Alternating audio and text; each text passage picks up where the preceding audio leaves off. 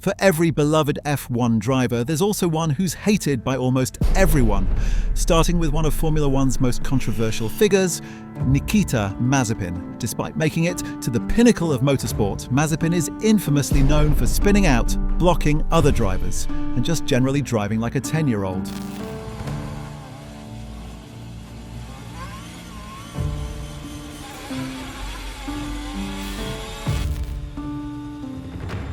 What Mazepin is doing, honestly! People call him the worst in the modern era of F1, a barrier test driver that is good at his job, and the definition of classic story that even daddy's money can't help you. And while he claims the hate is due to being misunderstood and under pressure, the real reason, as pointed out by fans and commentators, and sadly for Nikita Mazepin, it is once again the slowest driver on the track, is that he didn't deserve the seat to begin with. While most F1 drivers fight their way up through years of struggle in karting, Mazepin had a different approach. Born on March 2nd, 1999 to a billionaire father, Mazepin had a head start. With access to the best kart upgrades money could buy, he had an advantage over others. He climbed the ranks all the way to Formula 2, but that's where his career started falling apart. At that level, talent mattered, and Mazepin often finished dead last or crashed into someone. But being slow was far from the worst thing he did. Knowing his driving alone wouldn't get him to F1, he did what any entitled kid would do and whined to his father to get him a seat in Formula 1. His father offered massive sponsorship to a team struggling with money, and just like that, Mazepin got signed into the Haas team. But he couldn't even make it to his first race without causing controversy.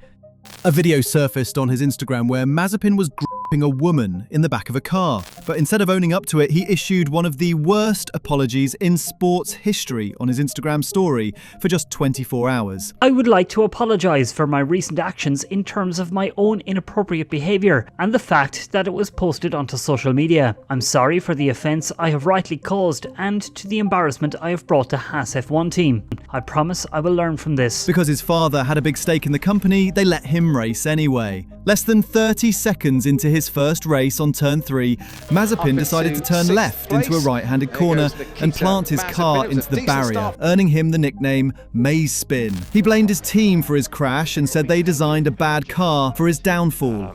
It's a very big delta between C1 and C3.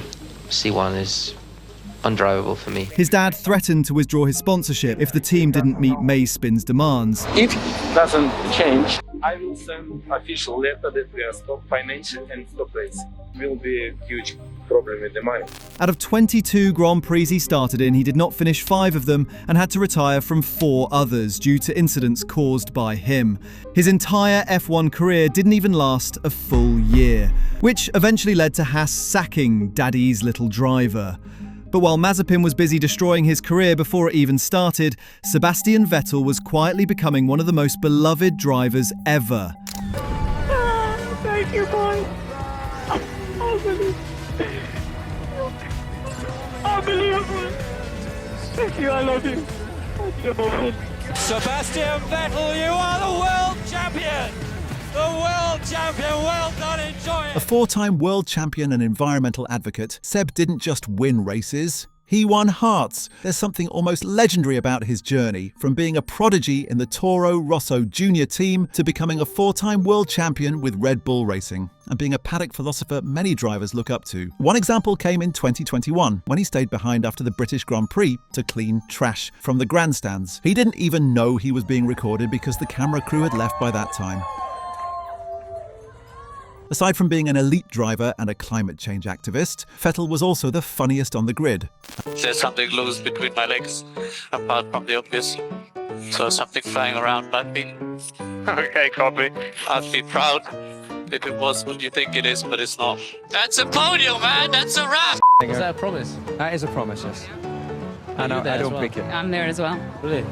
Will you put that red dress again with that really... Okay, it's time to go, ladies and gentlemen. Sebastian, thank you very much.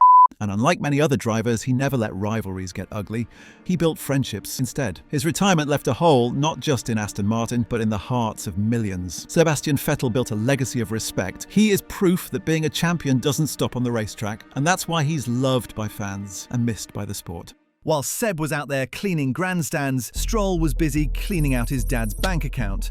Often mocked as a paid driver, Lance is driving in Formula One not because of raw talent, but because his dad dropped $80 million to own the entire team, and he's been there for almost 9 years, which is ironic because of this interview. I think the system is to, keep the guys that don't deserve to be there, from just buying their way through the junior series and getting to F1. Despite having a fast car, he's known for underperforming, from crashing under the safety car to assaulting his personal trainer. Lance isn't exactly a loved driver. He's been in the center of some of the biggest and stupidest crashes the sport has ever seen. Like in the Chinese Grand Prix, where the safety car was deployed, but Lance decided to try and impregnate the RB20. Oh, that is ridiculous. Then he proceeded to call the guy he just rear-ended an idiot. Idiots just slammed on the brake, check wing damage.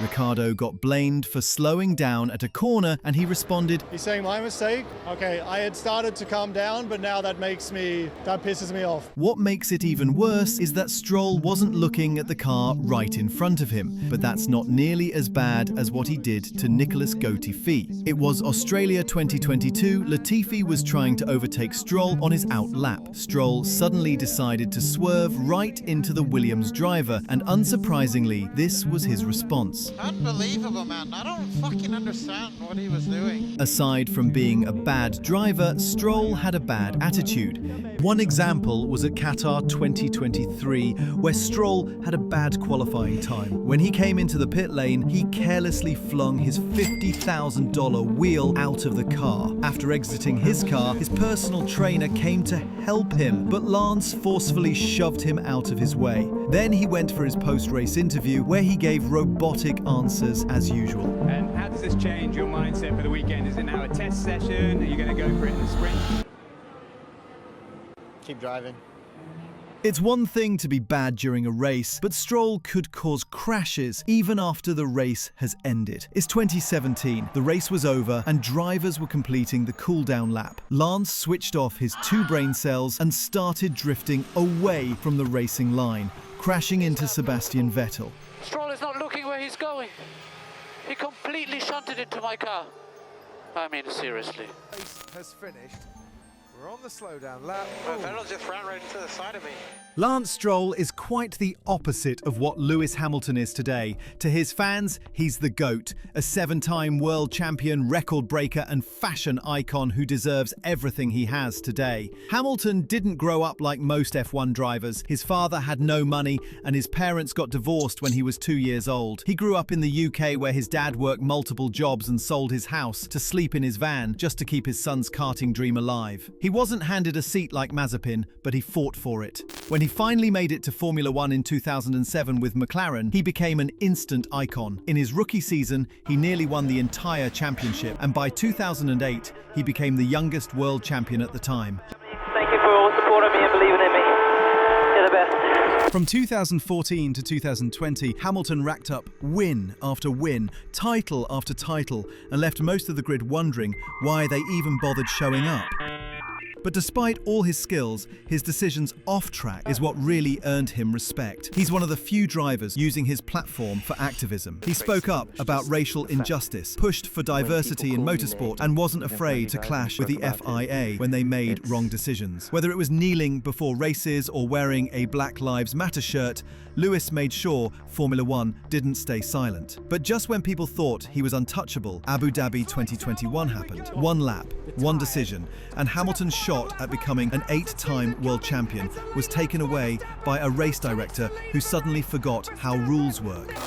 No, Mikey, no, Mikey, that was so not the world! And the man who benefited suddenly became both a champion and a villain in the eyes of millions. Max Verstappen, perhaps the most badass driver on the grid, has had the most controversial racing history. From parking his car on Lewis Hamilton, to slamming into his teammate for no reason, to pulling the most miraculous save on a wet track.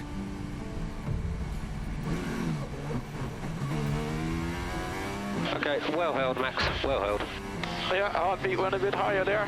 He was such a good driver that Red Bull admitted that his driving has been so on point that they didn't have to fix flaws in the car because Max kept winning regardless. One example is when he started from P17 in Brazil 2024 and ended up winning the entire race despite driving under heavy rainfall. But Max didn't have the best history growing up. He had an abusive dad that only cared about him winning. I remember he was probably 8 or 9 or something, and after Wednesdays after school, because school was finished at 12, we went to the go-kart track, and it was in the winter time, it was freezing. So I let the van run so he could warm up, and then we did 10 laps.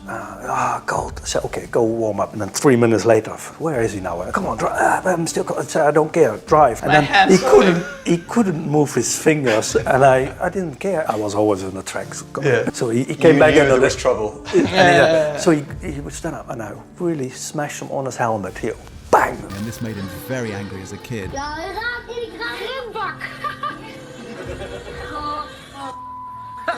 But his temper stuck with him through the years. I'm stuck! This is what you get with this fucking shit show, honestly! Now, can we just already stop about this? Because we had so many questions about this. It's just ridiculous, honestly. Honestly, the whole Thursday, we've been answering this all the time. So can we just stop about it, please? Despite being aggressive, he was the most composed driver in interviews. Why have you had so many accidents? I don't know. Like I said in the beginning of this press conference, I got really tired of all the questions, so yeah.